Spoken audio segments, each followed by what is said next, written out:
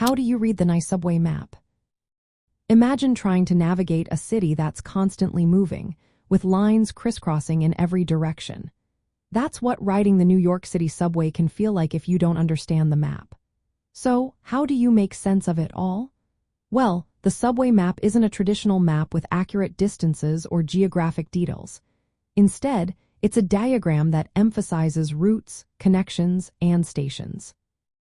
It shows all 5 boroughs: Manhattan, Brooklyn, Queens, the Bronx, and Staten Island, and how they connect through the subway lines. Each subway line is represented by a different color, making it easier to follow. For example, the numbered lines like 1, 2, and 3 are usually in dark colors like black or dark blue.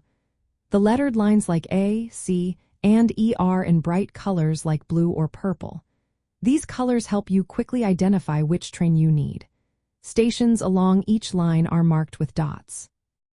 Local stations where every train stops are shown with black dots, while express stations, where only express trains stop, are marked with white dots.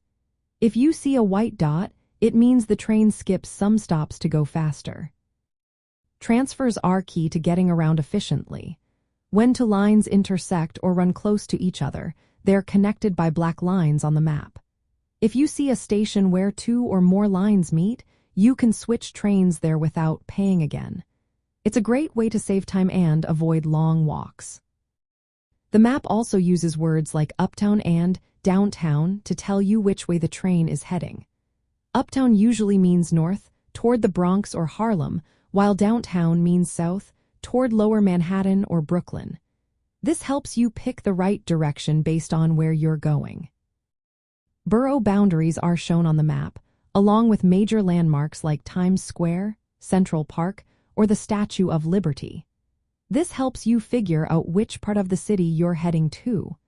The layout reflects Manhattan's grid system of streets and avenues, so if you know the city's streets, you can use that to orient yourself. Most stations have a small legend or symbols explaining local versus express stops, transfer points, and connections to buses or airports. It's a good idea to glance at this legend before you start your trip.